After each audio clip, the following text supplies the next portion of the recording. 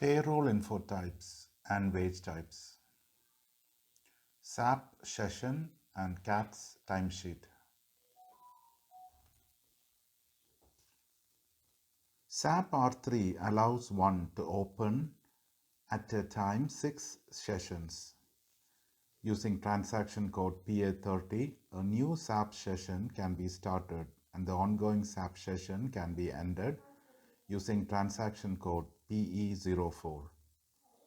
Hence, in key code terms, one needs to enter /n PA30 to start a new session and /n PE04 to end a SAP session. Administrators.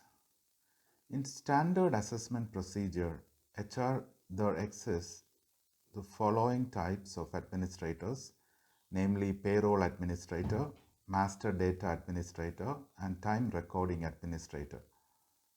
Payroll area. Employee subgroup and the payroll period determines the payroll area and are considered two criteria that determines payroll. Employee subgroup defines the work schedules for employees and performs validation of wage types. When employee subgroups are grouped for primary wage type, marks the system processes for an employee payroll with a personal calculation rule and categorizes employee according to the attendance and absence quota of the employee. Payroll area applies for a group of persons or employee for whose interest the same payroll is applied for a specific payroll period and is processed in payroll cycles that are semi-monthly, monthly, quarterly, and annually. Payroll Infotypes. Payroll Infotypes are logical data units used to fill a particular set or subset of master data. It is also a set of data that is controlled by the system and are logical groupings of the employee data. For example, the payroll infotypes of planning work time, planned working time is infotype 007 and basic pay is infotype 0008. The values which are calculated for employment percentage and working hours in infotype 0007 are considered as default values for infotype 0008.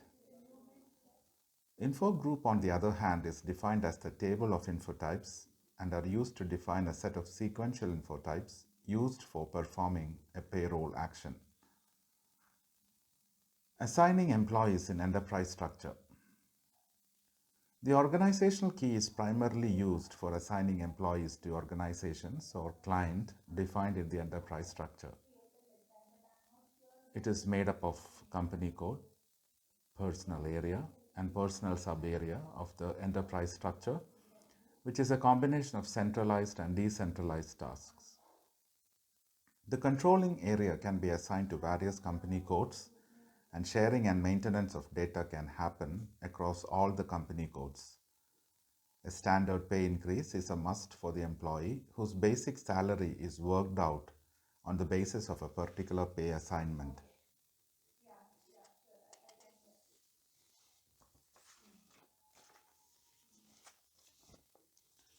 Generally, it follows that there are two different kinds of pay scale assignments in action and are 1.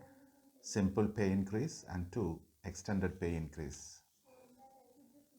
In simple pay increase, the amount or sum in the customized setting are adjusted by a particular percentage increase, whereas in extended pay, the history of basic pay info type is updated in such a manner that what is modified is the directly evaluated wage type for which a differential variant is incrementally used. Transferring employees from one pay scale group to another pay scale group is also called pay scale reassignment. Wage types and wage types info types. Wage types can be functionally evaluated in the following info types: basic pay info types, which is 0008, additional payments, which is 0015, and recurring payments and deductions, which is 0014. Primary wage types are formed by making standout values of the model wage types in the SAP HCM system. Primary wage types can be defined by giving the default wage type whenever the basic pay info type records are entered into the SAP HCM system. At the time of payroll processing, these primary wage types are evaluated into secondary wage types.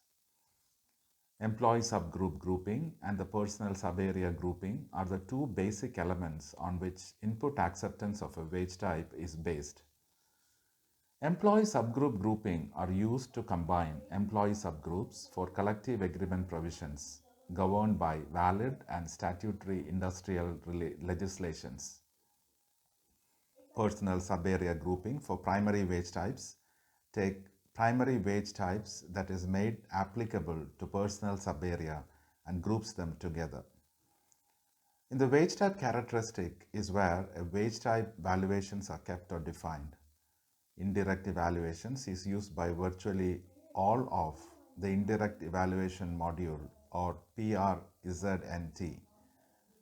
Screen maintenance table VT511 needs to be configured in such a manner by using SM30 transaction code for wage type characteristics, and screen maintenance table VT539J needs to be configured by using SM30 transaction code for indirect evaluation of the basic wage type. Delimitation of info types and resigning by the employee. These are actions that allows one to log all the personnel action types performed on a specific date for an employee. Several personnel action types for an employee can be performed and documented on R3 system on a particular day. When an employee decides to leave an organization, not all the info types are delimited automatically by the system. At the time of performing the leaving personal action type, the info type's time recording, which is 0050, additional payments, which is info type 0015, and recurring payment and deductions, which is info type 0014, needs to be delimited by the user. Also, some of the data concerning the employee who leaves the organization has to be in the system, as for instance, organizational data, personal data, address, basic payroll data, etc. This is because the employee who leaves the organization has to be given notifications, and the data additionally need to be subjected or required for an evaluation that may be due to an oversight or inaccuracy.